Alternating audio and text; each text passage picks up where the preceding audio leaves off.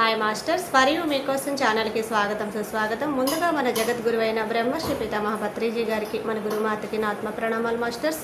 Okay masters, ప్రతిరోజు మన ఛానల్లోని ధ్యానం, స్వాధ్యాయం, సజ్జన సాంగత్యం జరుగుతుంది మాస్టర్స్. అలాగే జూమ్ సెక్షన్లో పాల్గొన్న మాస్టర్లు, యూట్యూబ్లో చూస్తున్న మాస్టర్లకు కూడా ధన్యవాదాలు తెలుపుకుందాం. ఓకే మాస్టర్స్, ఈరోజు మన ఛానల్కి సీనియర్ పీరియడ్ మాస్టర్ గారైన అనురాధ మేడం సూర్యాపేట నుంచి వచ్చారు. మేడం గారిని సాదరంగా ఆహ్వానించుకుందాం. ఈరోజు మేడం చెప్పబోయే టాపిక్ బ్రహ్మగ్రంథి. ఈ గొప్ప ఆత్మజ్ఞానం అందించడానికి మేడం గారికి వెల్కమ్ చెప్తాం మాస్టర్స్. నమస్తే మేడం, వెల్కమ్ మేడం. మేడం.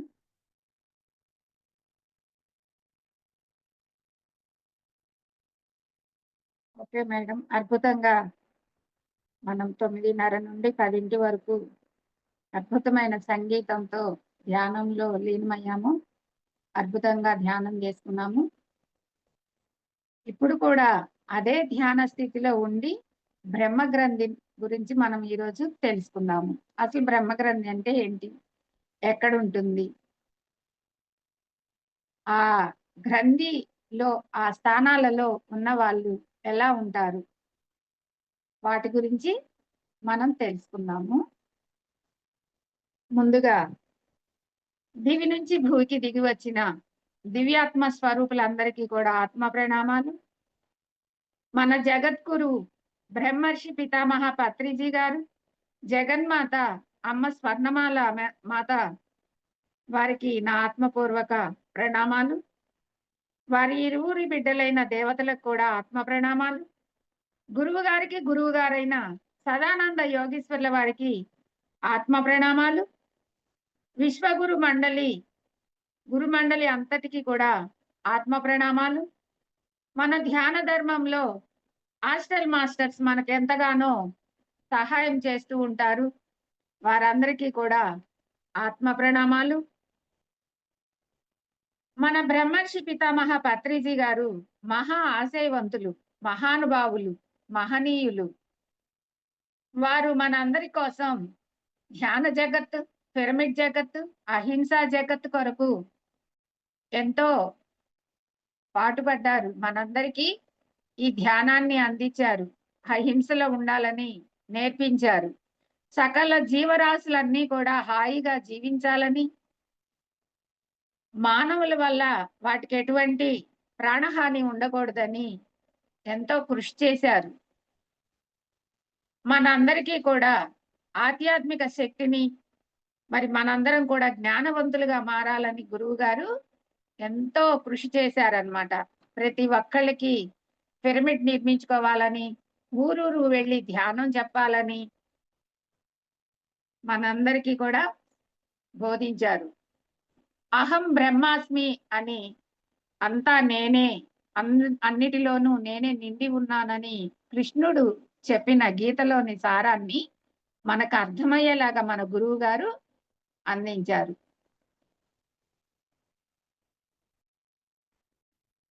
అక్కడ ఉన్నది నేనే, ఇక్కడ ఉన్నది నేనే అని ఏకత్వాన్ని తీసుకొచ్చి మనందరికీ పిరమిడ్ స్పిరిచువల్ మూమెంట్ ద్వారా గురువు గారు మనకి అందించారు. ఏ ధ్యేయమైతే మనకు గురువు గారు అందించారో అదే ధ్యేయంలో మరి ఎంతో మంది మాస్టర్స్ నడుస్తూ ఎంతో మందికి ఆత్మజ్ఞానాన్ని అందిస్తూ ఉన్నారు. వారిలో ప్రతినిత్యం అందరికీ కూడా ఆత్మజ్ఞానాన్ని అందిస్తున్న మునిబాబు సార్కి, సుగుణా మేడంకి కూడా అనేక పూర్వ వేల కోట్ల కృతజ్ఞతలు, ధన్యవాదాలు, ఆత్మ ప్రణామాలు తెలుపుకుంటూ మనం ప్రతిరోజు నిత్యం ప్రాతకాల ధ్యానం చేయాలని గురువు గారు మనకి తెలియజేశారు. ప్రతిరోజు నిత్యం మనం ధ్యానం చేయాలి. అది ప్రాతకాలంలో చేసినట్లయితే అద్భుతమైన శక్తిని మనం పొందవచ్చు అని చెప్పేసి గురువు గారు మనకి తెలిపారనమాట. మరి గురువు గారు ఎంతో ఆశయంతో దీనిలోకి అడుగు పెట్టి మరి ఒక్క అడుగు ముందుకు వేసి ఈ రోజు వేల కోట్ల జనాలతో మొత్తం ధ్యాన జగత్తుగా మార్చబడుతున్న ఈ ఆశయంలో మనందరం కూడా సమిధల్లాగా పనిచేయాలని, మరి మనందరం కూడా మన కృషిని కూడా గురువు గారు ఎలా అయితే ఆయన కృషిని మనకి తెలియజేసి, ఆయన ఎలా అయితే పాటుపడి ఈ ధ్యాన జగత్తుని, ఈ అహింస జగత్తుని పిరమిడ్ జగత్తుని తీసుకురావటానికి ఎలా అయితే పాటుపడ్డారో మనందరము కూడా అలానే పాటుపడాలని కోరుకుందాము. మరి ఎంతో మంది మహానుభావులు, మునులు, మునీశ్వరులు, యోగులు, యోగీశ్వరులు, సిద్ధులు, బుద్ధులు, నాగసాధువులు, అఘోరాలు, నాగపుంగవులు, మునీశ్వర్లు, మరి ఎంతో మంది సాధకులు మరి ఉన్నారు. మనందరికీ వాళ్ళు సపోర్ట్ చేస్తూ ఉన్నారు. మరి గొప్ప గొప్ప యోగులు హిమాలయాల్లో ఎన్నో సంవత్సరాలుగా తపస్సు చేసుకొని వాళ్ళ జ్ఞాన శక్తిని, వాళ్ళ ఆత్మ జ్ఞానాన్ని అంతా కూడా మనకు పుస్తక రూపంలో గాని, మరి ఈ జ్ఞానం అందించే మాస్టర్ల ద్వారా గాని, యోగుల ద్వారా గాని అందించడం జరుగుతూ ఉంది. వారందరికీ కూడా ఆత్మ ప్రణామాలు తెలుపుకుందాం. మరి గోమాతకు, భూమాతకు, ప్రకృతి మాతకు వారికి కూడా ఆత్మ ప్రణామాలు తెలుపుకోవాలి. నిత్యం మనం ఈ సాధన చేసుకునేటప్పుడు మనకి ఎటువంటి ఆటంకం కలగకుండా మరి ఈ జూమ్ లో కానీ మరి విద్యుత్ పరంగా కానీ మరి అన్ని పరంగా మనకి సపోర్ట్ చేస్తున్న కాలభైరవునికి కూడా మనం ఆత్మ ప్రణామాలు తెలుపుకోవాలి. మరి ఈ రోజు నాకు ఇంతటి అవకాశాన్ని మరి యూట్యూబ్ ఛానల్లో మరి ఈ అవకాశాన్ని కల్పించిన ఫర్ యూ ఛానల్ వారికి, మరి సతీష్ కుమార్ గారికి, మరి మీ పేరు మేడం? సతీష్ దేవి అన్నారు. సరితాదేవి మేడం గారికి, ఇంకా ఎవరైతే ఈ ఛానల్లో పనిచేస్తూ ఉన్నారో వారందరికీ కూడా ఆత్మ ప్రణామాలు. మరి ఈ జూమ్ సెక్షన్ లో కానీ, యూట్యూబ్ లో కానీ వీక్షిస్తున్న ఆత్మస్వరూపులందరికీ కూడా ఆత్మ ప్రణామాలు తెలుపుకుంటూ మనం ఈ రోజు సబ్జెక్ట్ బ్రహ్మగ్రంథి దాని గురించి మనం తెలుసుకుందాము. మనం బ్రహ్మగ్రంథి గురించి తెలుసుకునేటప్పుడు కొంత ధ్యానం గురించి ముందు తెలుసుకోవాలి. ఈ ధ్యాన సాధనలో మనం రోజు ధ్యానం చేస్తూ ఉంటాము. కొంతమంది గంట చేస్తుంటారు, కొంతమంది 2 గంటలు చేస్తుంటారు, కొంతమంది 6 గంటలు చేస్తుంటారు, కొంతమంది 12 గంటలు కూడా చేస్తూ ఉంటారు. ఈ సాధన జరిగేటప్పుడు ఎలా ఉంటుంది? ఫస్ట్ మనం ఫండమెంటల్స్ ని తెలుసుకుందాము. ఫస్ట్ శ్వాస మీద ధ్యాస పెడతాము. శ్వాస మీద ధ్యాస పెట్టి కొంత సమయం అయిన తర్వాత తదేకంగా అమాయకంగా మనం ఆ శ్వాసను గమనించినట్లయితే అప్పుడు మనకి ఆ శ్వాస శూన్యమైపోవటం తెలుస్తుంది. ఎప్పుడైతే శ్వాస శూన్యమైపోతుందో ఆలోచనారహిత స్థితి ఏర్పడుతుంది. ఎప్పుడైతే ఆలోచనారహిత స్థితి ఏర్పడుతుందో అప్పుడు మనలోని తలలో మాడు ప్రాంతంలో ఉన్న బ్రహ్మరంధ్రం ఓపెన్ అవుతుంది. ఎప్పుడైతే బ్రహ్మరంధ్రం ఓపెన్ అవుతుందో అప్పుడు విశ్వంలోని మహా విశ్వమయ ప్రాణశక్తి లోనికి రావటం ప్రారంభిస్తుంది. ఎప్పుడైతే ప్రాణశక్తి లోనికి ఆవాహనం జరుగుతుందో మన శరీరంలోని 2,72,000 నాడులన్నీ కూడా ఉత్తేజం అవటం జరుగుతుంది. అప్పుడు మన శరీరం లోపల ఎన్నో మార్పులు జరుగుతూ ఉంటాయి. మనకి లోపల నాడీ మండల శుద్ధి జరుగుతూ ఉంటుంది. మన బ్రహ్మరంధ్రము గుండా అపారమైన విశ్వమయ ప్రాణశక్తి లోనికి ప్రవేశించినప్పుడు మూలాధారంలో ఉన్న కుండలిని శక్తి జాగృతి అవ్వటం జరుగుతుంది. మాస్టర్స్, నా మాటలు వింటూ మీరు ధ్యాన స్థితిలోనూ కూర్చోవచ్చు, లేదా వీడియోలు ఆన్ చేసుకొని నా మాటలు వింటూ చూస్తూ అయినా కూడా ఈ ధ్యానాన్ని, జ్ఞానాన్ని, ఆత్మ జ్ఞానాన్ని అందుకోవచ్చు. అద్భుతంగా ఉంటుంది. ఈ ప్రాసెస్ అంతా కూడా చాలా అద్భుతంగా ఉంటుంది. గురువు గారు మనకి ఈ బ్రహ్మ విద్యను పట్టించారు. ఈ బ్రహ్మరంధ్రముని మనకి తెలియపరిచారు. ఇప్పటి వరకు మనకి ఎవ్వరికి తెలీదు. చాలా మందికి బ్రహ్మరంధ్రం అంటే ఏంటో తెలీదు, బ్రహ్మజ్ఞానం అంటే కూడా తెలీదు. ఇప్పుడు నేను తెలియజేసేదంతా కూడా బ్రహ్మజ్ఞానము. ఎప్పుడైతే మనం బ్రహ్మరంధ్రముని ఓపెన్ చేసుకొని దాన్ని తెరుచుకోనేలా మనం ఎప్పుడైతే కృషి చేస్తామో ఆ విశ్వమయ ప్రాణశక్తి బ్రహ్మరంధ్రము గుండా లోనికి ప్రవేశించి మరి మూలాధారంలో ఉన్న కుండలిని శక్తిని జాగృతి చేసి మరి లోపల 7 చక్రాలు ఉంటాయి మనకి. మూలాధారము, స్వాదిష్టానము, మణిపూరకము, అనాహతము, విశుద్ధ, ఆజ్ఞ, సహస్రారము అని 7 చక్రాల గుండా సహస్రార స్థితిలో స్థిరమవుతుంది. ఇలా జరుగుతూ ఉన్నప్పుడు మనకి ఏం జరుగుతుంది? ఇలా కుండలిని జాగృతి జరిగినప్పుడు మనం ఎలా ఉంటాము అనంటే, లోపల మనకి నాడీ మండల శుద్ధి ప్రారంభమవుతుంది. మనం ఇందాక ఎంతో మంది హాస్టల్ మాస్టర్స్ ని ఆహ్వానం చేసుకొని వారికి ఆత్మ ప్రణామాలు తెలిపాం కదా. వారు హాస్టల్ మాస్టర్స్ ఎప్పుడైతే ఈ నాడీ మండల శుద్ధి జరుగుతుందో అప్పుడు మనకి లోపల ఉన్న ప్రతి అవయవాన్ని శుద్ధి చేయటం, మరి ఏవైనా రుగ్మతలు ఉన్నట్టయితే వాటిని తీసివేయటం అలా జరుగుతూ ఉంటుంది. అసలు నాడీ మండల శుద్ధి అంటే ఏంటి? చాలా మందికి తెలీదు. ఈ నాడీ మండల శుద్ధి ఏంటి అని. మండలాలు ఉన్నాయి, మాకు బోలెడన్ని మండలాలు ఉన్నాయి అని అనుకుంటాము. కానీ ఈ అలానే మన ప్రపంచంలో ఎన్ని మండలాలైతే ఉన్నాయో అలానే మన లోపల కూడా ఒక నాడీ మండలం అనేది ఉంది. ఆ మండలానికి 2,74,000 మరి నాడులు ఉన్నాయి. వాటికి మండలం అనేది ఒకటి ఉంటుంది అనమాట. ఈ నాడీ మండల శుద్ధి అంటే ఏంటి? అసలు ఎందుకు ఈ నాడీ మండల శుద్ధి మనం జరిపించుకోవాలి? ఎందుకు మనం మాస్టర్ చెప్పినట్టు కదలకుండా ఎందుకు కూర్చోవాలి అని చెప్పి తెలుసుకోవాలనుకున్నట్టయితే, మనం గత జన్మలలో ఈ జన్మలోకి రావటానికి మునుపు కొన్ని కోట్ల జన్మలు తీసుకొని ఈ జన్మలోకి ప్రవేశించాము. ఖనిజ జలాల నుండి, మరి వృక్ష జలాల నుండి, జంతు జలాల నుండి చివరిగా మనం ఈ మానవ జన్మ తీసుకోవటం జరిగింది. ఆ అనేక జన్మల పరంపరలో మనం కొన్ని కర్మలను, అంటే అక్కడ అనుభవాలను, అక్కడ మనం చేసిన పనులను, ఇప్పుడు ఈ జన్మ తీసుకున్నాము. ఈ జన్మ తీసుకున్న దగ్గర నుంచి ఈ జన్మ చివరి వరకు కూడా మనం ఎన్నో పనులు చేస్తుంటాము, ఎన్నో అనుభవాలను పొందుతుంటాము. అలాగే గత జన్మల్లో తీసుకున్న ఆ జన్మలన్నిటిలోని కొన్ని అనుభవాలను మనం ఈ జన్మలోకి పుణికి తెచ్చుకుంటాము. అవి కొన్ని చెడు కర్మలుగాను, కొన్ని మంచి కర్మలుగాను మనకి అలవడిపోయి లోపల ఇమిడిపోయి ఉంటాయి. చెడు కర్మలన్నీ కూడా రోగాల రూపంలోను, మంచి కర్మలన్నీ కూడా ఆనందం రూపంలోను, సంతోషంలోను మనకు తారసపడుతూ ఉంటాయి అన్నమాట. ఈ చెడు కర్మలన్నిటినీ కూడా తీసివేయడాన్నే, దగ్ధం చేయడాన్నే నాడీ మండల శుద్ధి అంటారు. ఈ నాడీ మండల శుద్ధి జరుగుతున్న సమయంలో మనకి ఎలా ఉంటుంది? మనకి ఎలా తెలుస్తుంది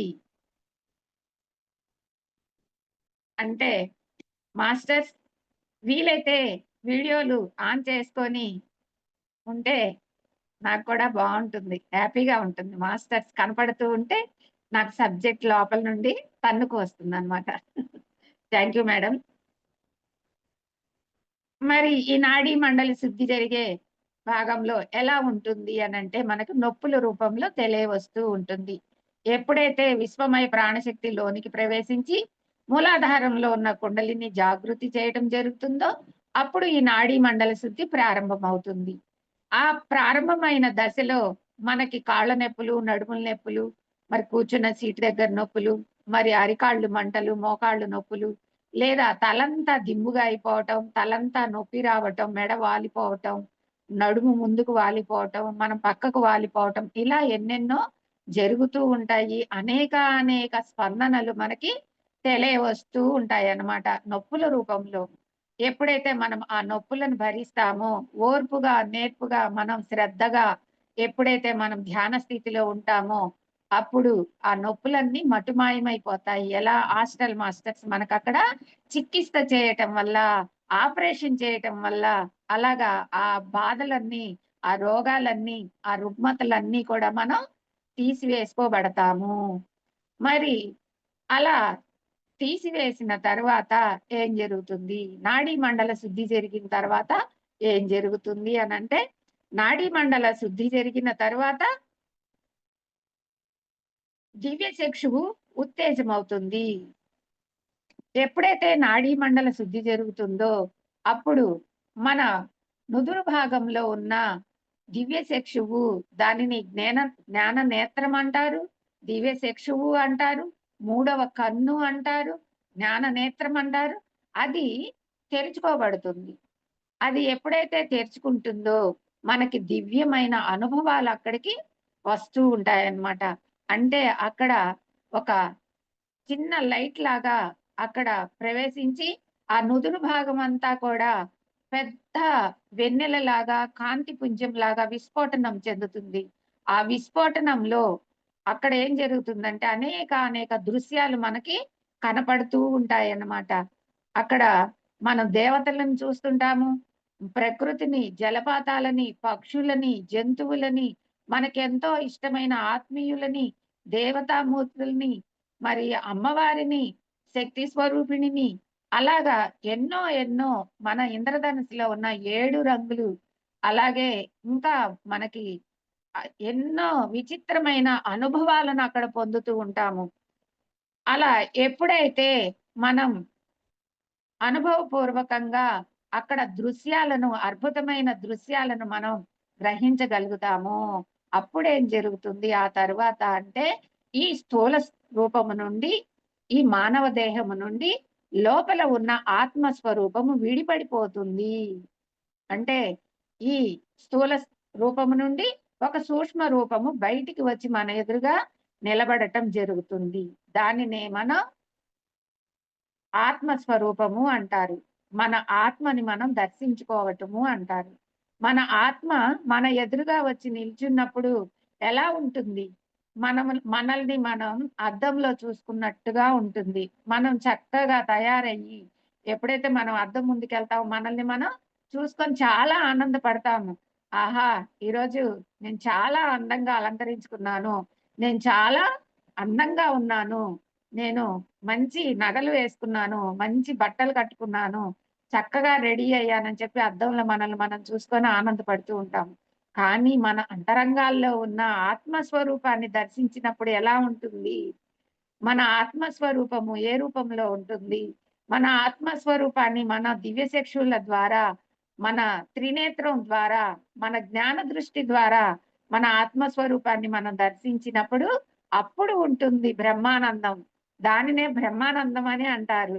ఎప్పుడైతే అలాగా మన ఆత్మస్వరూపాన్ని మనం దర్శించుకుంటామో అప్పుడు మనకు దివ్య జీవితం ప్రాప్తవుతుంది. అంటే మన లోపల ఉన్న దైవత్వాన్ని మనం చూసుకోగలుగుతున్నాము అని అర్థం. మన లోపలే ఈ దైవత్వం ఉంది అని మనం అర్థం చేసుకోవటం. ఎప్పుడైతే మనమే లోపల దైవత్వంతో కూడి ఉన్నామని, ఆ దైవత్వాన్ని మనం చూడగలిగామని, మరి ఆది పరాశక్తి జగన్మాత, మరి లలితాంబికా దేవి ఎక్కడో లేదు, నా లోపలే ఉంది, ఇప్పుడు నా ఎదురుగా వచ్చి నించుంది అని మనము మన నేత్రాలతో మనం దర్శించినప్పుడు అప్పుడు మన జీవితమే మారిపోతుంది. మనం దేవతలుగా మారిపోతాము. మన కంటి చూపు గాని, మన నోటి మాట గాని, మరి మన నడక, మనము ఇతరులతో వ్యవహరించే వ్యవహారం అంతా కూడా మారిపోతుంది. పక్షుల పట్ల, జంతుజాలాల పట్ల, మరి వృక్షజాలాల పట్ల మనం ఎంతో ప్రేమ తత్వాన్ని నింపుకొని ఉంటాము. ఎక్కడ చూసినా మన ఎదురు ఎవరిని చూసినా కూడా అక్కడ కూడా దైవత్వం ఉంది. నాలోనే ఆత్మస్వరూపం బయటికి రావటం ఎంత నిజమో అలానే ఎదుటి వారిలో కూడా ఆత్మస్వరూపం ఉంది. అది కూడా దైవత్వంతో నిండి ఉంటుంది అనని మనం ఎరుగుతామన్నమాట. అప్పుడు తెలుసుకుంటాము. అద్భుతమైన ఈ ధ్యానాన్ని, యోగాన్ని మనకి గురువుగారు అందించారు. మనం ఎవ్వరం కూడా ఈ జన్మలో దీనిని చేజార్చుకోకుండా ఈ ఆత్మజ్ఞానాన్ని అందుకొని మనం అనుసరించినట్టయితే మనము జ్ఞానులుగా ఈ ఈ బ్రహ్మగ్రంథిని తెలుసుకోవటానికి ముందు, ఈ సాధన చేయటానికి ముందు గురువు గారు మనకి ఒక సత్యాన్ని తెలిపారు. మనమందరం కూడా సత్యంలో ఉన్నట్లయితేనే ఈ ఆత్మజ్ఞానం అందుతుంది మనకి. లేకపోతే ఈ ఆత్మజ్ఞానం అందదు. మరి ఈ ఆత్మజ్ఞానాన్ని అందుకోకుండా, మనము జ్ఞానం అనే దాన్ని తెలుసుకోకుండా, మనం సత్యంలో జీవించకుండా ఉన్నట్లయితే మోక్షం ఎలా దక్కుతుంది మనకి? ఆ బ్రహ్మరంధ్రం ఎలా ఓపెన్ అవుతుంది? ఇది ఎలా అవుతున్నది అనేది మనకి త్రిరత్నాలు అని చెప్పేసి 3 రత్నాలు మన దోసిట్లో పోశారు మన గురువు గారు. అది సత్యం అన్నది 3 రత్నాలుగా ఉంటుంది అని చెప్పారు. నువ్వు సత్యంలో జీవించవయ్యా అనంటే 3 రత్నాలని మనం ముందు అలవాటు చేసుకోవాలి. ఆ రత్నాలని మనం పొదుపుకోవాలి. మరి నాగుపాము మణిని శిరపైన ఎలా అయితే ఇముడ్చుకొని ఉంటుందో అలాగా మన మనసులో ఈ 3 రత్నాలు ఎప్పుడు కూడా మెదులుతూ ఉండాలి. ఏంటి ఆ 3 రత్నాలు? ధ్యానం, స్వాధ్యాయనం, సజ్జన సాంగత్యం. ఈ 3 ప్రతినిత్యం మన జీవితంలో ఉన్నట్లయితే మనం సత్యంలో ఉన్నట్లే. మనం సత్యంలో ఎప్పుడైతే ఉంటామో మనం దేవతామూర్తులమైనట్లే. ఇది మన గురువుగారు మనకి తెలియజేశారనమాట. ధ్యానం అంటే శ్వాస మీద ధ్యాస పెట్టటం, ఆత్మానుభవం పొందటం. అంటే మన లోపల ఉన్న ఆత్మ స్వరూపాన్ని మనం గుర్తెరగటం. స్వాధ్యాయనం అంటే ఎంతో మంది మహానుభావులు వాళ్ళ చరిత్రలోకెళ్ళి మనం తెలుసుకోవటం. అది పుస్తక రూపంలో కావచ్చు, వినికిడి రూపంలో కావచ్చు, కథల రూపంలో కావచ్చు. అలాగా ఆ స్వాధ్యాయనం గురువుల గురించి మనం చదువుకొని తెలుసుకోవాలి. విని తెలుసుకోవాలి. గురువులు ఎక్కడైనా మాస్టర్స్ మనకి క్లాసులు పెడుతూ ఉంటే తప్పకుండా అక్కడికి వెళ్ళాలి. ఆ మాస్టరు చిన్న మాస్టరు, మరి వయసు తక్కువ, ఆయన దగ్గర ఏం జ్ఞానం ఉంటుందిలే అని మనం నిర్లక్ష్యం చేయకూడదు. ప్రతి గురువు దగ్గర ఉన్న ఆత్మజ్ఞానాన్ని మనం తెలుసుకోవాలి. ఆళ్ళకు తెలిసిన గురువుల గురించి ఇచ్చే సందేశాలను మనం తెలుసుకోవాలి. దానిని స్వాధ్యాయనం అని చెప్పారనమాట. సజ్జన సాంగత్యం. ఇక మన అనుభవాలని సజ్జనులతో, యోగులతో పంచుకోవాలి. మన అనుభవాలు మనకి ఎన్నో అనుభవాలొస్తాయి ధ్యాన సాధనలో. వాటన్నిటిని నాకే సొంతం, ఇది నాకే సొంతం అని చెప్పేసి లోపలే ఉంచుకోకూడదు. వాటిని 10 మందితో పంచుకొని, యోగులతో అంటే ధ్యానం చేసే వాళ్ళతో పంచుకొని, మన ఆత్మజ్ఞానాన్ని పెంచుకోవాలి. ఎదురుగా ఉన్న వాళ్ళ ఆత్మజ్ఞానాలను కూడా మనం తెలుసుకొని, అక్కడ కూడా జ్ఞానాన్ని పొందాలి అని చెప్పారు. ఈ త్రిరత్నాలు ఉన్నట్లయితే మనకి మనం సత్యంలో మనం జీవిస్తున్నట్టు అని చెప్పి గురువు గారు చెప్పడం జరిగింది. అందుకే బుద్ధుడు ఏం చెప్పారు? ధ్యానం శరణం గచ్ఛామి, స్వాధ్యాయనం శరణం గచ్ఛామి, సజ్జన సాంగత్యం శరణం గచ్ఛామి అని. మరి ఆధ్యాత్మికంగా ఎదగాలంటే ఈ 3 రత్నాలు మనకి ఎంతో అవసరం అని చెప్పేసి చెప్పారు. ఇందులో భాగంగానే మనం ఈరోజు బ్రహ్మరంధ్రం గురించి మరి మనం ఇప్పుడు స్వాధ్యాయనం చేస్తున్నాము, సజ్జన సాంగత్యం కూడా చేస్తామన్నమాట. ఈ బ్రహ్మగ్రంథి గురించి తెలుసుకునేటప్పుడు దీనికన్నా ముందు అసలు కుండలిని ఎలా జాగృతి అవుతుంది? ఏ ఏ చక్రాలలో మనకు కుండలిని జాగృతి అవుతుంది? ఆ చక్రాలలో ఉన్న వాళ్ళ మానసిక స్థితి ఎలా ఉంటుంది అనే దాని గురించి మనం తెలుసుకుందాము. ఈ బ్రహ్మగ్రంథి అసలు ఎక్కడి నుంచి మనం తీసుకున్నాము? ఈ పదాన్ని మనం ఎక్కడి నుంచి తీసుకున్నాము అనంటే శ్రీ లలితా సహస్రనామ రహస్య అద్వైతామృతం అనే బుక్ లో నుండి మనం లలిత అమ్మవారి శ్లోకాల నుండి మనం తీసుకోవటం జరిగింది. ఈ శ్లోకాలలో ఉన్న అర్థాన్ని మనము ఎప్పుడు శ్లోకం పారాయణం చేయటం గాని ఆ పై అర్థాలను మాత్రమే మనం తెలుసుకుంటాము. కానీ ఇప్పుడు ఈ ధ్యాన సాధనలో ఆ శ్లోకం మనకి ఎంతగా ఉపయోగపడుతుంది, అమ్మవారు మనకి నిక్షిప్తంగా గూఢార్థాన్ని ఎలా తెలియజేశారని చెప్పేసి ఈ లలిత సహస్రనామం శ్లోకం, దాని అర్థం, దాని పరమార్థం, మరి నిగూఢంగా ఉన్న ఈ ధ్యాన సాధన అర్థాలను కూడా మనం ఇప్పుడు తెలుసుకుందాం అన్నమాట. ఇందులో మొదటి శ్లోకం శ్రీమాత శ్రీ మహారాజ్ఞి శ్రీమత్ సింహాసనేశ్వరి చిదగ్నికుండ సంభూత దేవ కార్య సముద్యత. ఈ శ్లోకానికి అర్థం, అమ్మా సమస్త జీవులకు తల్లివైన నీవు ఈ బ్రహ్మాండములకు మహారాణిగా వెలుగొందుతూ బంగారు సింహాసనం మీద ఆసీనురాలై ఉన్నావు. సింహమును వాహనముగా అధిరోహించి జ్ఞాన అగ్నిగుండం నుంచి ఆవిర్భవించిన నీవు దేవకార్యములను సులభము చేయుగాక. ఇది అమ్మవారి శ్లోకానికి అర్థం.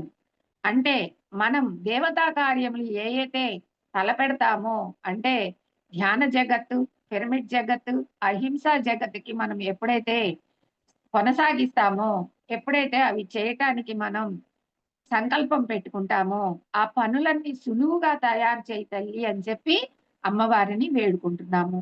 ఇక్కడ అద్వైతార్థం ఏముంది, గూఢార్థం ఏముంది, ధ్యాన సాధనలో ఇంకా అర్థాలేమున్నాయో ఇంకా ఇప్పుడు మనం తెలుసుకుందాము. సమస్త సృష్టికి మూలమైనది శక్తి.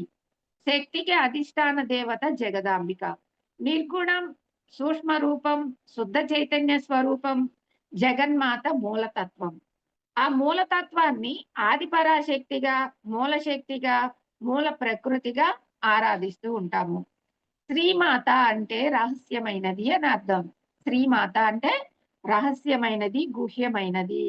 ఈ నామమే ఎంతో మధురమైనది, మంగళకరమైనది, శుభప్రదమైనది. మరి శ్రీమాత అంటే సృష్టి, శ్రీ మహారాజ్ఞి అంటే స్థితి, శ్రీమత్ సింహాసనేశ్వరి అంటే లయ. సకల శక్తివంతం, సకల జ్ఞానవంతం, సకల ఐశ్వర్యం కలిగిందే శ్రీమాత. ఈ శ్రీమాతలో ఇన్ని అర్థాలు ఉన్నాయన్నమాట. సృష్టి, స్థితి, లయ, ఈ మూడు కూడా అమ్మవారిలో ఉన్నాయి. మరి మనలో లేవా? మనము సృష్టించట్లేదా? మనము స్థితి చేయట్లేదా? మనము లయ చేయట్లేదా? మనము మాతృమూర్తిగా ఏం చేస్తున్నాము? ఒక్కసారి ఆలోచించుకున్నట్టయితే అమ్మవారు మన లోపలే ఉండి ఈ మూడు కూడా మనతో చేయిస్తుంది అని చెప్పి మనకు అర్థమవుతుంది. మరి శ్రీ మహారాజ్ని ప్రాణశక్తితో కూడిన ఆకాశమునే ఆదిపరాశక్తిగా, విశ్వజననిగా, శ్రీమాతగా విశ్వసించి మనసులో దర్శించుకోవాలి. విశ్వజనని అయిన శ్రీమాతయే విశ్వపు మహారాణి. శ్రీ మహారాజ్నిగా మనలోనే ప్రాణశక్తిగా ఉంటూ మనల్ని నడిపిస్తూ పరిపాలన చేస్తున్న సర్వాధికారిని. మరి బ్రహ్మరంధ్రము గుండా లోనికి ప్రాణశక్తి ప్రవేశిస్తుందని మనం చెప్పుకుంటాము. మరి ఆ ప్రాణశక్తి ఎవరు అనంటే శ్రీ మహారాజ్ని, మహాశక్తి ఆమె.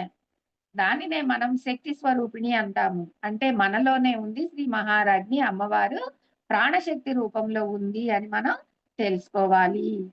శ్రీమత్ సింహాసనేశ్వరి, విశ్వ ఆవిర్భవానికి కారణమైన మనసే శ్రీమత్ లేక నేను అనే అహం. ఆ పరాశక్తి విశ్వ విధిలాసములతో ఆసనం వేసుకొని సింహాసనేశ్వరిగా అధిష్ఠించింది. అలాగే జీవుడు నేను అనే వ్యక్తిగత అహంతో ప్రపంచంలో మాయలో పడి జీవిస్తున్నాడు. మనలో శ్రీమత్ సింహాసనేశ్వరి విశ్వశక్తిగా ఆసీనురాలై ఉంది అని అర్థం చేసుకుంటున్నాం మనం ఇప్పుడు. ఇంతకు మునుపు నేను నా అహంతో అన్నమాట. నేను నీవు ఎవరు అంటే నేను అనురాధని అంతవరకే. లోపల ఉన్న శక్తి స్వరూపిణ్ణి మర్చిపోతాము. నాది, ఇదంతా నాది, ఈ చుట్టుపక్కల ఉన్న ఈ సామ్రాజ్యం అంతా నాది, ఈ ఆస్తులు నావి, ఈ భర్త నావాడు, ఈ భార్య నాది, ఈ పిల్లలు నావాళ్ళు, ఇలాగా నాది నాది నాది అనే అహంకారాన్ని పెంచుకొని మనం మూర్ఖత్వంలో కొట్టుకుపోతూ ఉన్నాము. కానీ మన మనసులో శ్రీమత్ సింహాసనేశ్వరి మరి కూర్చొని సింహాసనం మీద కూర్చొని ఉంది. ప్రాణశక్తి రూపంలో మనకి అమ్మవారి లోపల ఉంది. ఎప్పుడైతే ఆమెను మనం గమనించుకున్నట్లయితే అప్పుడు మనమే దేవతలమని మనం తెలుసుకుంటాము అని ఇక్కడ అర్థం అన్నమాట. చిదగ్నికుండ సంభూత, సకల మానవాళిలో ఈ విశ్వశక్తి తన శరీరంలో మూలాధార చక్రంలో కుండలిని శక్తి రూపంలో నిద్రావస్థలో ఉంటుంది. కుండలిని శక్తి ఎప్పుడు కూడా మూలాధారంలో నిద్రావస్థలో ఉంటుంది. సాధకుడు శ్వాస మీద ధ్యాసను ఉంచి నిత్య సాధన ద్వారా మనలో ఉన్న కుండలిని జాగృతం చేసుకోవాలి. అందుకనే ధ్యానం చేసుకోవాలి, శ్వాస మీద ధ్యాస పెట్టుకోవాలి, భూమండల ప్రాంతంలో దృష్టిని నిలుపుకోవాలి, విశ్వమయ ప్రాణశక్తిని బ్రహ్మరంధ్రము గుండా లోనికి ఆహ్వానించాలని చెప్పి మన గురువు గారు మనకి పదే పదే పదే పదే ఎందుకు చెప్తున్నారు అని అంటే మూలాధారంలో ఉన్న కుండలిని శక్తిని మనం జాగృతి చేసుకోవాలని చెప్తున్నారు.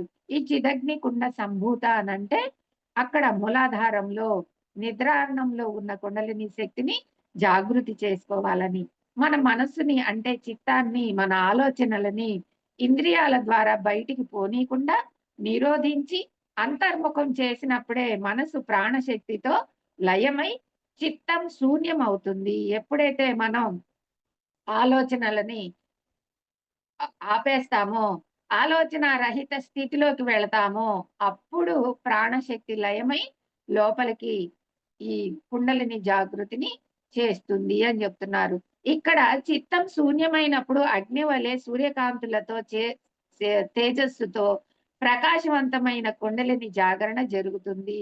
ఎప్పుడైతే మనసు శూన్యమవుతుందో, ఎప్పుడైతే ఆలోచన రహిత స్థితిలోకి మనం వెళ్తామో, అప్పుడు సూర్యకాంతుల వలె తేజస్సు లోపలికి ప్రవేశించి అక్కడ కుండలిని జాగృతి చేయటం జరుగుతుందని చెప్పారనమాట. ఈ శక్తినే చిదగ్ని కుండ సంభూత అంటారు అని చెప్పింది.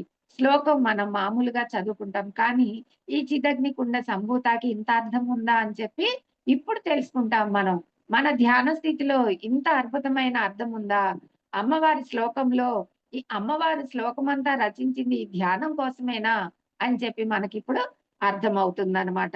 ఎట్లాగంటే ఈ కుండలిని జాగృతి ఎలా జరుగుతుందంటే దీనికి ఉదాహరణగా ఏం చెప్పుకోవచ్చు అనంటే, కట్టెల పొయ్యిలో అప్పుడప్పుడు బూడిద కమ్మేస్తూ ఉంటుంది.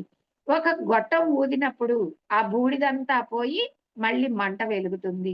అదే విధంగా మన సాధనలో కూడా కుండలిని శక్తి జాగృతి అవుతుంది. ఆ కుండలిని శక్తి నిద్రాణంలో ఉండి నివురు కప్పిన నిప్పులాగా బూడిద కప్పిన నిప్పులాగా ఉంటుంది. ఎప్పుడైతే ప్రాణశక్తి వచ్చి దాని మీద పడుతుందో అప్పుడు ఆ నివురు అంతా ఆ బూడిదంతా పక్కకెళ్ళిపోయి నిప్పు కణికలు బయటకు వచ్చి మంట రగలటం, జ్వలించటం మొదలుపెడుతుంది. అదే ప్రాణశక్తి అనని చెప్పి చెప్తున్నారనమాట. అదే కుండలిని శక్తి జాగృతి అవ్వటం అని చెప్పి మనం తెలుసుకోవాలి. మరి దేవకార్య సముద్యత. దేవకార్య సముద్యత అంటే మానవ జన్మ లక్ష్యం మోక్ష సాధనమే. మనం దేనికి సాధన చేయాలి? మోక్షం పొందటం కోసం సాధన చేయాలి. ఈ మానవ జన్మంతా అనుభవాలతో కూడుకున్నదే. మనం సాధన చేస్తూ గురువుగారు ఎప్పుడు మనకేం చెప్తుంటారు? నువ్వు ఈ జన్మ తీసుకుంది నేర్చుకోవటానికే. నేర్చుకో, నేర్చుకో, నేర్చుకో. అనుభవాన్ని తీసుకో, తీసుకో, తీసుకో అనని ఎప్పుడు మనకి చెప్తూ ఉంటారనమాట. మానవ జన్మ లక్ష్యం మోక్ష సాధనకే. మన యొక్క దివ్యత్వాన్ని తెలుసుకోవటం అంటే నేనెక్కడి నుండి వచ్చాను? ఎందుకోసం వచ్చాను? ఎక్కడికి వెళ్తాను? ఏం జరుగుతుంది? ఇవన్నీ తెలుసుకోవాలి. ముందు నన్ను నేను తెలుసుకోవాలి. మరి రమణ మహర్షి కూడా ఏం చెప్తారు? ముందు నిన్ను నువ్వు తెలుసుకో అయ్యా అని చెప్తారు. మరి బుద్ధుడు ఏం చెప్తాడు? నిన్ను నువ్వు అంతర్ముఖంగా ప్రయాణించి లోపల నిన్ను నువ్వు తెలుసుకో అని చెప్తారు. మన గురువు గారు ఏం చెప్పారు? ఇదే చెప్తున్నారు. నిన్ను నువ్వు తెలుసుకో. ముందుగా నిన్ను నువ్వు తెలుసుకో. అప్పుడు నువ్వు ఎక్కడి నుండి వచ్చావు? నువ్వు ఎన్ని జన్మలు తీసుకున్నావు? ఈ జన్మలో నీవు చేయాల్సిన పనులేంటి? అనని చెప్పేసి అన్నీ కూడా నీకు క్షుణ్ణంగా తెలుస్తాయి అనని చెప్తున్నారు. జాగరణ పొందిన కుండలిని శక్తి సాధకుడిని తన కర్మబంధముల నుండి తప్పిస్తూ దివ్య కార్యమైన మోక్షం ప్రవృత్తులే దైవ గుణాలు మోక్షం పొందటానికి ఉద్యమిస్తాయి. ఎప్పుడైతే కుండలిని శక్తి జాగృతి అవుతుందో అప్పుడు మన కర్మబంధనాలన్నీ తొలగిపోతాయి. అంటే మనం గత జన్మలలో చేసుకున్న కొన్ని పాపపు కర్మలు, పుణ్యకర్మలన్నీ మనం వెంట తెచ్చుకుంటాము. ఆ కర్మ ఫలాలన్నీ కూడా అంటే ఆ చెడు కర్మలన్నీ మనకి రోగాల రూపంలో మన శరీరంలో నిక్షిప్తమై ఉంటాయి బ్లాక్స్ రూపంలో. అవన్నీ కూడా పటాపంచలైపోతాయి. ఇప్పుడు చూడండి అగ్ని ఉంటే ఆ చుట్టుపక్కల ఏదైనా క్రిమికీటకాలు కానీ మరి నెగెటివ్ ఎనర్జీ గాని ఉంటుందా? ఉండదు కదా! పాజిటివ్ ఎనర్జీ ఉంటుంది. అట్లానే మన మూలాధారంలో కూడా మనం ఎప్పుడైతే కుండలిని జాగృతి చేస్తామో, ఆ అగ్ని జ్వాలకి లోపల ఉన్న రుగ్మతలన్నీ పోతాయి. పటాపంచలైపోతాయి అనని మనం తెలుసుకోవాలి. మనలోని హింసా ప్రవృత్తులు, రాక్షస గుణాలు, సాత్విక ప్రవృత్తులే దైవ గుణాలుగా మారతాయి. లోపల ఉన్న హింసత్వం పోతుంది. రాక్షసత్వం పోతుంది. మనము చక్కగా దేవతలలాగా మారతాం. మనలో మార్పులొస్తాయి అని చెప్తున్నారు. అందుకే గురువుగారు నాయనా 40 రోజులు నువ్వు ధ్యానం చెయ్యి. యోగిగా మారతావు అనని చెప్పి చెప్తారనమాట. ఆ సాధన వల్ల మనలో చాలా మార్పులొస్తాయి అని అవన్నీ కూడా గమనించుకోవాలి. మనం తెలుసుకోవాలి. సాధకుడు ఆ రెండిటిని సంస్కరించుకుంటూ తనలోనే ఉన్న దివ్యత్వం వైపు ఉద్యమించటమే దేవకార్య సముద్యత. దేవకార్య సముద్యత అంటే మనము లోపల ఉన్న చెడు లక్షణాలన్నీ వదిలేసి దైవత్వాన్ని తీసుకొని దానిలో మన జీవన ప్రయాణాన్ని సాగించటము అని అర్థము. ఇప్పుడు మరి రెండో శ్లోకానికి వెళ్దాము. మనం మొదటి శ్లోకానికి ఇంత అద్భుతంగా మరి కుండలిని జాగృతి ఎలా జరుగుతుందని దాని గురించి మనం తెలుసుకున్నాము. ఇప్పుడు రెండవ శ్లోకంలో అర్థాలను కూడా మనం తెలుసుకుందాము. ఉద్యద్భాను సహస్రాభా చతుర్బాహు సమన్విత రాగస్వరూప పాషాఢ్య క్రోధాకారం కృశోజ్వల.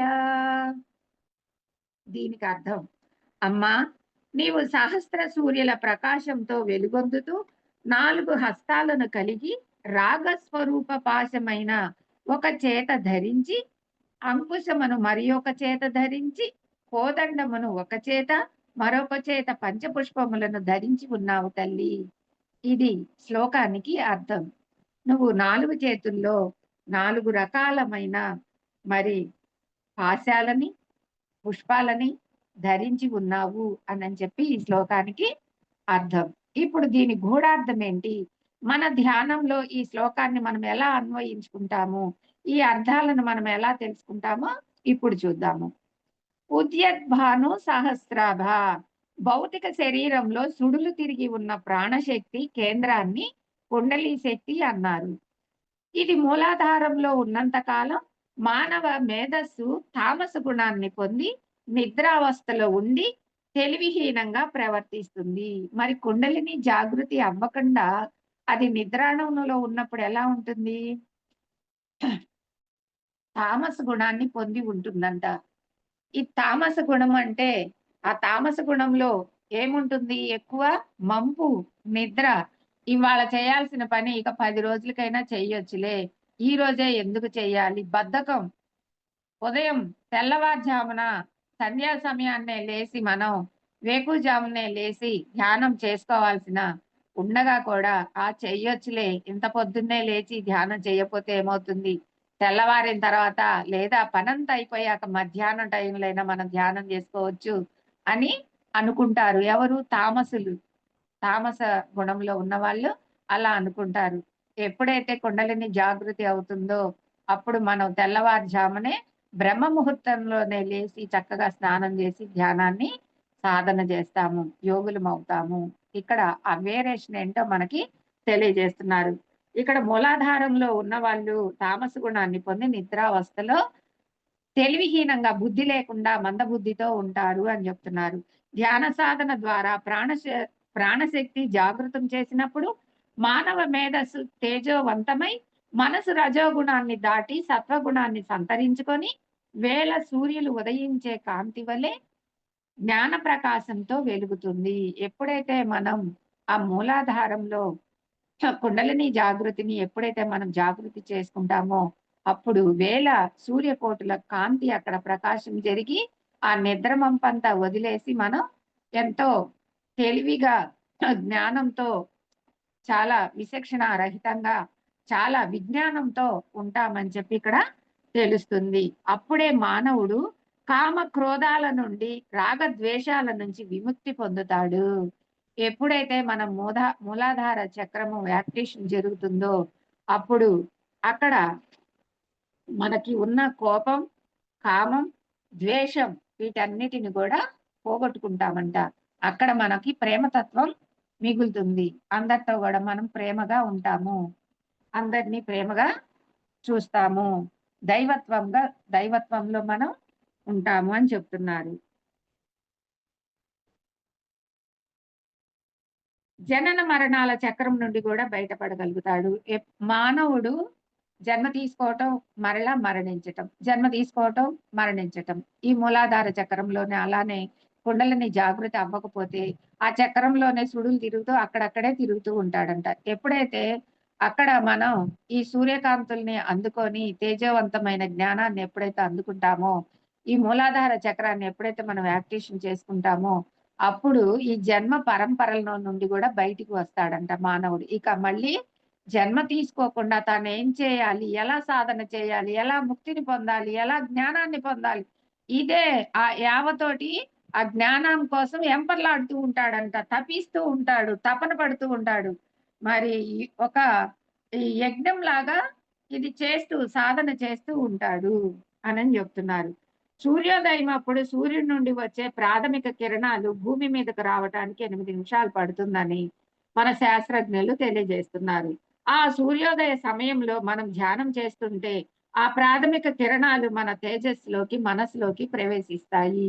తొలిగా సూర్యకిరణాలు ఎప్పుడైతే బయటికి వస్తున్నాయో ఆ సమయంలో మనం ఉదయం మరి చక్కగా మన సూర్యోదయ కాలంలో మనం చక్కగా ధ్యానం చేసినట్లయితే మన మనసులో మరి ప్రాథమిక కిరణాల తేజస్సు మనసులోకి, ఆ కిరణాలు మన మనసులోకి చొచ్చుకొని పోయి ప్రకాశవంతంగా మనం మారతాము అని చెప్పి చెప్తున్నారు.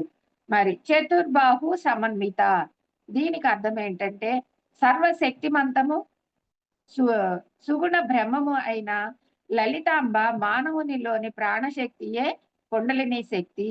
మనం లలిత అమ్మవారు మరి ఆమె విగ్రహ రూపంలో ఉన్న దైవతాన్ని చూసి మనం అమ్మవారి గుళ్ళో ఉన్నారు, అక్కడికి వెళ్ళి మనం ఈ లలిత పారాయణం చేసినట్లయితే మనకి మేలు జరుగుతుంది అని అనుకుంటాము. ఈ ధ్యానంలోకి రాకముందు అందరూ కూడా అలా అనుకున్న వాళ్ళమే. కానీ ఈ ధ్యానంలోకి వచ్చిన తర్వాత లలిత అమ్మవారు ఎక్కడున్నారని చెప్తున్నారు? ఈ లలిత అమ్మవారు సర్వశక్తిమంతము సుగుణ బ్రహ్మము అయిన లలిత అమ్మవారు మానవుల్లోని ప్రాణశక్తి, కుండలిని శక్తి. 4 చేతుల్లో పాశం, అంకుశం, కోదండం, పంచ పుష్పాలతో సుఖాసీనురాలై ఉంటుంది, ప్రాణశక్తిలో ఉంటుందని చెప్తున్నారు. మనం ప్రాణశక్తిని తీసుకుంటున్నాం కదా బ్రహ్మరంధ్రము గుండా లోనికి. ఆ ప్రాణశక్తిలోనే అమ్మవారు మరి ఒక చేతిలో పాశం, ఒక చేతిలో అంకుశం, మరి ఇంకో చేతిలో కోదండం, మరి ఇంకొక చేతిలో పుష్పాలు పట్టుకొని ఆ ప్రాణశక్తిలో నిక్షిప్తమై మన లోనికి వస్తున్నారు. అంటే మనం తీసుకునే ప్రాణశక్తి లలిత అమ్మవారై ఉన్నారని ఇప్పుడు మనం గ్రహిస్తున్నాము, ఇప్పుడు మనం తెలుసుకుంటున్నాము. ఎప్పుడైతే మానవుడు కామ అర్ధ ధర్మములను సమతుల్యంగా చేసుకొని జీవనం సాగిస్తాడో మోక్షం తనంతట తానే వస్తుంది. ఇక ఎప్పుడైతే ఈ కుండలిని జాగృతి చేసుకొని ప్రాణశక్తిని లోనికి ఆహ్వానం చేసుకొని మరి ఎప్పుడైతే ధ్యాన సాధన చేస్తాడో మానవుడు, ఇక మోక్షానికి వేరే మార్గాలు ఎతుక్కో అవసరం లేదు. ఇక్కడ ధర్మ అర్ధ సమతుల్యం, ధర్మంలోను సత్యంలోను సమతుల్యంగా జీవనం సాగించినట్లయితే ఆ తనంతట తానే మోక్షాన్ని పొందుతాడు అని చెప్తున్నారు. ఆ మోక్షం కోసం ఇంకా వేరే సాధన ఏది అవసరం లేదు. సత్యంలో జీవిస్తే వాళ్ళకి మోక్షంతో సాధన అవసరం లేదు, వాళ్ళు చక్కగా మోక్షాన్ని పొందుతారు అని చెప్తున్నారు. రాగస్వరూప పాషాఢ్య, మానవులందరూ రాగద్వేషములనే పాశంలో బంధించబడి ఉన్నారు. మరి మనం రాగం, ద్వేషం మరి వాటిల్లోనే ఉండిపోయాము. అంటే మన వాళ్ళ మీద ప్రేమ, మన బంధువుల మీద ప్రేమ, అలాగే కొంతమంది మీద ద్వేషాన్ని కూడా పెంచుకొని ఆ ద్వేషంలోనే చివరి దాకా బతికేస్తుంటాము. చూడండి, కొంతమంది ఏయైనా అన్నదమ్ములు తగాదలు వస్తే ప్రాణం పోయేంత వరకు వాళ్ళతో మాట్లాడరు. నేను మాట్లాడను, నా ప్రాణం పోయినాక వాడి ముఖం నేను చూడను అని అంటాము. అంటే అక్కడ ద్వేషం పెంచుకున్నాము.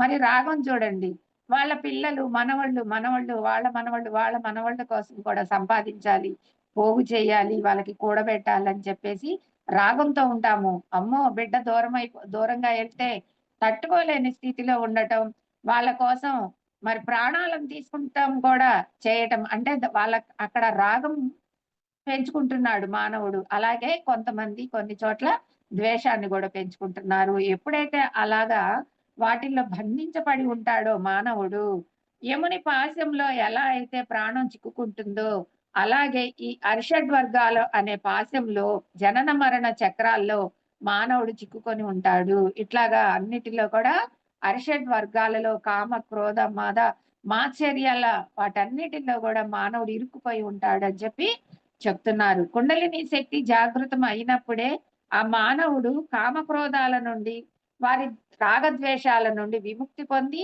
జనన మరణ చక్రం నుండి బయటపడగలుగుతాడు. ఎప్పుడైతే కుండలిని శక్తి జాగృతి అవుతుందో వీటన్నిటిని కూడా మానవుడు బయటికి రాగలుగుతాడు. వాటన్నిటి నుండి కూడా సత్యాన్ని తెలుసుకుంటాడు. నాలో ఆత్మస్వరూపం ఎలా అయితే బయటికి వస్తుందో ప్రతి ఒక్కళ్ళలో కూడా అలాగే ఆత్మస్వరూపం ఉంటుందని తెలుసుకుంటాడు. నాలో దైవత్వం ఉన్నట్లే ఎదుటి వాళ్ళలో కూడా దైవత్వం ఉందని తెలుసుకుంటాడు. అప్పుడు ఇక ద్వేషం లేదు, కోపం లేదు, మరి ప్రేమ కూడా లేదు.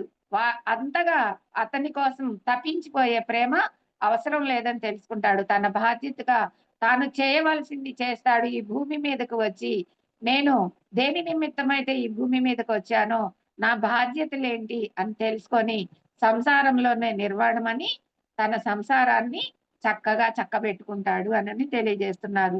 నిరంతర ధ్యాన సాధన ద్వారా, సజ్జన సాంగత్యాల ద్వారా ఈ పాశం మెల్లమెల్లగా విడిపడిపోతాడు. ఎప్పుడైతే మనం నిత్యం ధ్యానం చేస్తూ మరి మంచిగా మంచి మంచి పుస్తకాలు తెచ్చుకొని స్వాధ్యాయనం చేస్తూ మరి చక్కగా యోగులతో మనం సజ్జన సాంగత్యం చేసినట్లయితే వీటన్నిటిని కూడా దూరం చేసుకోవచ్చు. వేటిని రాగద్వేషాలని మరి అరిషడ్ వర్గాల్లో ఉన్న అన్నిటిని కూడా మనం దూరం చేసుకోవచ్చు అని చెప్తున్నారు. క్రోధాకారం కుశోజ్వల, క్రోధాన్ని కూడా అణిచివేసే శక్తి ఈ కుండలిని శక్తికి ఉంది. అంకుశం అంటే చివరిన సూది మొనలా ఉండే ఆయుధం. ఈ కోపాన్ని అదుపు చేయాలి అంటే మనల్ని మనం గమనించుకుంటూ శరీరంలోని ప్రకంపనల ద్వారా మనసు ఉద్వేగపడుతుంది. దాన్ని గమనించుకుంటూ మనల్ని మనం నిభాలించుకుంటూ నిరంతరం సాధన చేసుకుంటూ మన క్రోధాన్ని అణుచుకోవచ్చు. మనం ఎప్పుడు నిరంతరం సాధన స్థితిలో ఉన్నామనుకోండి, ఇక మనకి క్రోధం అనేది, కోపం అనేదే ఉండదు. చూడండి, బీపీలు ఉన్నవాళ్ళు, మరి షుగర్లు ఉన్నవాళ్ళు ఎంతో మంది మాస్టర్స్ మన ధ్యానంలోకి వచ్చి గొప్ప యోగులుగా తయారై వాళ్ళకున్నవన్నీ కూడా పోగొట్టుకున్నోళ్ళు ఉన్నారు. మన ధ్యాన సాధనలో తలనొప్పి దగ్గర నుండి క్యాన్సర్ వరకు కూడా అన్ని రోగాలు మరి పోగొట్టుకొని చక్కగా అద్భుతమైన మాస్టర్లుగా తయారైన వాళ్ళు ఎంతో మంది మన ఈ ధ్యాన ప్రపంచంలో ఉన్నారు. అది చెప్తున్నారు. ఈ కుండలిని జాగృతి చేసుకోవటం వల్ల ఈ క్రోధాన్ని కూడా మనం పోగొట్టుకోవచ్చు అని చెప్తున్నారు. ఇప్పుడు 3వ శ్లోకానికి అర్థం తెలుసుకుందాము. మనోరూపేక్షుకోదండ పంచతన్మాత్ర సాయిక నిజారుణ ప్రభాపూర మధ్యత్ బ్రహ్మాండ మండల. శ్లోకార్థం. అమ్మా, నీవు మనసుకు ప్రతీక అయిన చెరుకును విల్లుగా, పంచేంద్రియాలు అయిన పంచతన్మాత్రలను బాణములుగా ధరించావు. సహజమైన ఎర్రని కాంతులతో బ్రహ్మాండ మండలమును కలిగి ఉన్నావు. నువ్వు సహజంగానే ఎర్రని కాంతులతో కలిగి ఉన్నావు. అంటే ఎప్పుడు కూడా అమ్మవారు సహస్రార స్థితిలో ఉంటారు కనుక అక్కడ కెంపు వర్ణాలతో ఉన్న ఎర్రని కాంతులతో అమ్మవారు ఎప్పుడు ముఖం కూడా దేదీప్యమానంగా వెలిగిపోతూ ఉంటుంది. మరి చక్కగా చెరుకులు, విల్లు, మరి పంచేంద్రియాలన్నిటిని కూడా మీరు బాణముగా ధరించి ఉన్నారు అని చెప్పి ఇక్కడ శ్లోకానికి అర్థం చెప్తున్నారు. మన ధ్యాన పరిధిలో ఈ అద్వైత అర్థం ఏంటో ఈ శ్లోకానికి మనం ఇప్పుడు తెలుసుకుందాము. మనోరూపేక్షు కోదండ, సకల చరాచర జగత్తంతా ఒక జ్యోతి చక్రం లాగా గిరగిరా తిరుగుతూ భ్రమింపజేస్తున్న కుండలిని అనే ఆ భ్రమరీ శక్తిని పరిపూర్ణంగా ఆవాహనం చేసుకోవాలంటే ముందుగా మనం మాయను జయించాలి. మాయ అన్నది ప్రతి ఒక్కరిలో మనసులో ఉంటుంది. మనసును జయించాలన్నా, దానిని గ్రహించాలన్నా ముందుగా దాని స్వరూప స్వభావాల గురించి మనం క్షుణ్ణంగా తెలుసుకోవాలి. అసలు మాయను పోగొట్టుకోవాలంటే ముందు దాని గురించి మనం తెలుసుకోవాలి కదా. అది తెలుసుకోకుండా మాయాను వెళ్ళిపో అంటే ఎలా వెళ్తుంది? దాన్ని పోగొట్టుకునే సాధన మన దగ్గరకు వచ్చినప్పుడు దాన్ని ఎలా పోగొట్టుకోవాలో కూడా అసలు అంటే ఏంటో కూడా మనం తెలుసుకోవాలి. మానవులందరూ మనసు వల్లే కర్మలకు బందీలవుతున్నారు. మనసు వల్ల ఎందుకు కర్మకు బందీలవుతున్నారంటే మనసులోని కోరికల వల్ల కర్మలు చేస్తున్నారు. ఆ కర్మల వల్ల బందీలవుతూ ఉన్నారు. ఆ కోరికలే మనకి కర్మలయ్యి చుట్టుకుంటూ ఉన్నాయి అన్నమాట. మనసు చేసే ఆలోచనలన్నీ చెరుకు రసం వల్లే తియ్యగా ఉంటాయి. ఎంతసేపు ఆలోచనలు చేసినా అవన్నీ సబబుగా మరి ధీటైనవిగా అనిపిస్తాయి. ఎంతసేపు మనం ఆలోచనలు చేసినా సరే మనకి ఆలోచనలు వచ్చిందంటే అవే బాగా మనకి చెరుకు రసం లాగా తియ్యగా అనిపిస్తూ ఉంటాయంట. అంటే మన ఆలోచనే మనకి అమృతం లాగా అనిపిస్తూ ఉంటుంది. అందులో మంచి చెడు అని మనం ఆలోచించుకోము. మరి ఆలోచనలే బాగా ధీటైన వాటిగా కూడా కనిపిస్తాయి అని చెప్తున్నారు. వాటి వల్ల లాభం కలుగుతుందో లేదా నష్టం కలుగుతుందో కూడా సరిచూసుకోకుండా చాలా మంది తమ ఇష్టాన రాజ్యంలో ఆలోచిస్తూ ఆ ప్రకారంగానే నడుచుకుంటారు. మనకు వచ్చిన ఆలోచన అది చెడ్డదైనా సరే, మనం మాత్రం మంచి పరిధిలోనే వాటిని తీసుకున్నట్లయితే, వాటినే మనం చర్యలు చేస్తాము. ఆ కర్మలను చేస్తాము. కానీ అందులో మంచివేంటి, చెడ్డవేంటి అని ఆలోచించుకోవాలి. మనం మంచిగా ఆలోచిస్తున్నామా, చెడ్డగా ఆలోచిస్తున్నామా అని ఆలోచించుకొని మంచి కర్మలను మాత్రమే మనం చేయాలి. చెడ్డ కర్మలని తీసివేయాలి అనని చెప్తున్నారు. మనకి ధ్యానంలోకి రాకముందు మరి ఏ ఆలోచన వచ్చినా కూడా అదే మంచిదనుకుంటాము. అది చెడ్డదా, మంచిదా అన్న ఆలోచన లేకుండా అన్నీ మంచి కర్మలే గదా! మనకొక ఆలోచన వచ్చిందంటే ఇది మంచిదే గదా! అని దాన్నే చేస్తూ ఉంటామనమాట. అలా చేయగూడదు అనని ఇక్కడ మనం తెలుసుకుంటాము. ఎదుటి వారిని సర్వ విధ్వంసం చేయగలిగే అతి క్రూరమైన కోరిక కలిగినా కూడా అది వాళ్ళకి తియ్యని స్వప్నం లాగే ఉంటుంది. ఎదుటి వాళ్ళని చంపేయాలన్న ఆలోచనొచ్చా గూడా అవును మంచిదే వాడిని చంపేస్తే సగం దరిద్రం పోతుంది. అనని జెప్పేసి అది గూడా మంచిగానే మనం తీసుకుంటాము. కానీ ఎదుటి ప్రాణాన్ని తీసే హక్కు మనకెక్కడుంది? ఒక జంతువునైనా, ఒక మనిషినైనా చంపే అధికారం మనకెలా ఉంటుంది? మనలాగే వాళ్ళు దివి నుంచి భూమికి దిగి వచ్చిన దివ్యాత్మ స్వరూపులు గదా! మనకు ఆ అధికారం ఎలా ఉంటుంది అనని మనం ఆ రోజు ఆలోచించము. ధ్యానం లేనప్పుడు, జ్ఞానం లేనప్పుడు ఆలోచించము. కానీ ఇక్కడ ధ్యానం చేస్తున్నట్టయితే దానికి అర్థం మనకు తెలుస్తుంది. అరే!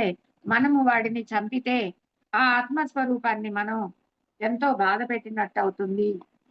ఈ కర్మ వల్ల మనం మళ్ళీ మళ్ళీ ఎన్నో కర్మలు ఉండాల్సి ఉంటుంది అని చెప్పి మనం అప్పుడు అర్థం చేసుకుంటాము. ప్రపంచంలో ఏ దుర్మార్గుడిని కదిలించినా తన ఆలోచనలు ఎంతో సవ్యమైనయి అని మనం తెలుసుకుందాము. ఈ బ్రహ్మరంధ్రానికి ముందు ఎందుకు మనం కుండలిని శక్తి గురించి తెలుసుకున్నాము అనంటే, మన శరీరంలో 7 గ్రంథులు, 4 గ్రంథులు, 7 చక్రాలు ఉంటాయి. ఆ 7 చక్రాలు కూడా కుండలినిని జాగృతి చేసినప్పుడే ఆ 7 చక్రాలు పనిచేయటం జరుగుతుందని తెలుసుకున్నాము. ఇప్పుడు బ్రహ్మ గ్రంథి అంటే ఏంటి? మనం ఇప్పుడు తెలుసుకుందాము. చెంపకాశోక పున్నాగ సౌగంధిక లసక్కచ కురువింద మణి శ్రేణి కనత్కోటీర మండిత. దీనికి అర్థం అమ్మా సంపంగి పున్నాగ అశోక సౌగంధిక పుష్పముల చేత ప్రకాశించుతూ సిరిగల సంపదలు కలిగి పద్మరాగముల వరుస చేత ప్రకాశిస్తున్న కిరీటం అలంకరించబడి ఉన్నావు. అమ్మవారి కిరీటం ఎంత అద్భుతంగా ఉంటుందో చూడండి. మరి అన్ని పూలతోటి సంపంగి పున్నాగ అశోక సౌగంధిక పుష్పాలతో ప్రకాశించుతూ సిరి సంపద కలిగిన పద్మరాగముల వరుస పద్మాలు, రాగాలు, వజ్రాలు, వైఢూర్యాలు, కెంపులతో అన్నిటితో కూడా అమర్చబడిన మరి కిరీటం తల మీద పెట్టుకొని నువ్వెలా అంతగా ప్రకాశిస్తున్నావు తల్లి అని చెప్పి ఈ శ్లోకానికి అర్థం అన్నమాట. మరి దీని గూఢార్థం ఏంటో మనం తెలుసుకుందాము. అద్వైత అర్థం ఏంటో తెలుసుకుందాము. చెంపకాశోక పున్నాగా సౌగంధిక లసక్కచ. మానవ శరీరంలో 4 గ్రంథులు ఉంటాయి. అవి ఏంటయ్యా అంటే బ్రహ్మ గ్రంథి, విష్ణు గ్రంథి, రుద్ర గ్రంథి, పీయూష గ్రంథి అని 4 గ్రంథులు ఉంటాయి మన మానవ శరీరంలో. అందులో బ్రహ్మ గ్రంథి గురించి మనం తెలుసుకుందాము. మానవ శరీరంలోని ప్రాణమయ కోశంలో ఉన్న కుండలినిలోని మూలాధార మరి స్వాదిష్టాన చక్రాలను ఆశ్రయించుకొని బ్రహ్మ గ్రంథి ఉంటుంది. కింద మనకి కుండలిని జాగృతి ఎక్కడైతే అవుతుందో అక్కడ మూలాధారం, స్వాదిష్టానము అనే ఆ 2 చక్రాల దగ్గర ఈ బ్రహ్మ గ్రంథి ఉంటుంది. భౌతిక శరీరం మీద ప్రేమతో ప్రాపంచిక విషయ సుఖానుభవాల కోసం వెంపర్లాడుతూ భౌతిక శరీరానికి బందీ అయి ఉన్నంత కాలం మానవుడు ఈ జన్మ పరంపరలో కొట్టుకుంటూ ఉంటాడు. మనం ఇందాక కూడా స్వాధిష్టానంలో ఉన్న వాళ్ళు, ఈ మూలాధారంలో ఉన్న వాళ్ళు ఎలా ఉంటారు? తామసంగా మరి అక్కడక్కడే ఆ చక్రాల జన్మ పరంపరలోనే తిరుగుతూ ఉంటారని చెప్పుకున్నాము. ఇక్కడ కూడా అదే చెప్పుకుంటున్నాము. ప్రాపంచిక విషయాలలోనే ఉంటారు ఇక్కడ ఉన్నవాళ్ళు. ఈ మూలాధారము, స్వాధిష్టాన చక్రాలలో బ్రహ్మ గ్రంథిలో ఉన్నవాళ్ళు ఎలా ఉంటారు అనంటే జన్మ పరంపరలో తిరుగుతూ ప్రాపంచిక విషయాల్లో ఇదంతా నాది నాది నాది అని అహంతోటి అలా ఉంటారనంట. మరి భౌతికం కోసం వెంపర్లాడుతూ శరీరానికి బందీ అయి ఉంటారు. ఈ శరీరమే నాది అన్న అపోహతోటి ఉంటారు. కుండలిని జాగరణ ద్వారా ఈ బ్రహ్మ గ్రంథిని విచ్ఛేదన చేసినప్పుడు అతడు సంసార పంకిల మంటని చెంపకంలా తయారవుతాడు. సంసార మంటని పంకిలం అనంటే సంసారంలోనే నిర్వాణం అని గురువు గారు మనకి ఏదైతే తెలిపారో అలాగా తామరాకు పైన నీటి బొట్టు వలె ఈ సంసార బంధంలో ఇరుక్కోకుండా తన బాధ్యతలు తానే నిర్వర్తిస్తూ తను ఈ లోకానికి వచ్చిన సార్థకతను తెలుసుకొని ఆ పనులు చేస్తూ తన బాధ్యతను తాను నిర్వర్తిస్తూ ఉంటాడు అని అర్థం. సంసార పంకిలం అంటే సంసారంలోనే ఉంటూ తను నిర్వాణం పొందాలని అర్థం అన్నమాట. అలాంటి స్థితిలో అతను జన్మ పరంపర చక్రంలోని మొదటి ఆవరణను తొలగించుకుంటాడు. అలాగా ఈ జన్మ పరంపర ఈ జన్మల్లో ఎలాగైతే తిరుగుతూ ఉంటాడో అలాంటి దాన్ని ఈ చక్రం ద్వారా దాటుతాడు. ఇక్కడ కుండలిని జాగృతి చేసుకోవటం వల్ల మరి ఇక్కడ మూలాధారం స్వాధిష్టాన చక్రాన్ని మరి అధిరోహించినట్లయితే ఈ చక్రాన్ని ఈ జన్మ పరంపరని దాటుతాడు. ఈ దశను అధిగమించినా కూడా మానవుడికి ఇంకా మానసిక వ్యాధులు ఇంకా మిగిలే ఉంటాయి, ఇంకా ఉంటాయంట. అది ఫస్ట్ తొలిమెట్టే. ఆ తొలిమెట్టు మీద అడుగు పెడతాడు కానీ ఇంకా కొన్ని వ్యధలు మిగిలే ఉంటాయి, కొన్ని ఇంకా బాధలు అతనికి ఉంటాయి అని చెప్తున్నారు. ఇక రెండవదైన విష్ణు గ్రంథి గురించి తెలుసుకుందాము. కుండలినిలోని మధ్యస్థాయి చక్రాలైన మణిపూరక అనాహత చక్రాలు ఆశ్రయించుకొని విష్ణు గ్రంథి ఉంటుంది. ఈ రెండవ చక్రంలో మరి విష్ణు గ్రంథి అనాహత మణిపూరక చక్రాలలో విష్ణు గ్రంథి ఉంటుంది. విష్ణు గ్రంథి మానవుడి మనస్సును అనే మాయతో కట్టివేస్తుంది. దీనినే యోగులు విష్ణు మాయ అని అంటారు. మహా యోగులు కూడా. ఇప్పుడు మనం బ్రహ్మ గ్రంథి నుంచి మనం వివరంగా మనం ఇప్పుడు తెలుసుకున్నాము ఈ సెక్షన్ లో. ఇంకా మరికొన్ని వివరాలు ఇంకో సెక్షన్ లో ఇంకా ఈ విష్ణు గ్రంథి, పీయూష గ్రంథి, ఇంకా వీటి గురించి, ఇంకా ఈ ధ్యాన సాధనలు ఇంకా ఎలా ఏ 7 చక్రాలను మనం ఎలాగా అధీనం చేసుకోవాలి, సహస్రారంలో ఎలా స్థిరం అవ్వాలన్నది ఇంకో సెక్షన్ లో చెప్పుకుందాము మాస్టర్స్. ఇంత అద్భుతమైన ధ్యానాన్ని యోగాన్ని మనకి అందించిన మన జగద్గురు బ్రహ్మర్షి పితామహ పత్రిజీ గారికి అనంత వేల కోట్ల మరి ఆత్మ ప్రణామాలు తెలుపుకుంటూ ఇంతటి కాలాన్ని మనకి ఎటువంటి అంతరాయం కలిగించకుండా నడిపిన కాలభైరవునికి ఆత్మ ప్రణామాలు తెలుపుకుంటూ ఈ జూమ్ సెక్షన్ లో ఉన్న ఆత్మ స్వరూపులందరికీ కూడా ఆత్మ ప్రణామాలు తెలుపుకుంటూ ఈ సెక్షన్ ఇంతటితో ముగిద్దాము ఫ్రెండ్స్. ఇంతటి అవకాశాన్ని నాకు అందించిన ఈ ఛానల్ వారికి కూడా నేను ఆత్మ ప్రణామాలు తెలుపుకుంటున్నాను. Thank you friends, thank you masters, thank you. Thank you madam, thank you so much madam. For you మీకోసం మన ఛానల్కి వచ్చి ఎంతో గొప్ప ఆత్మజ్ఞానం అందించారు మేడం. Thank you madam.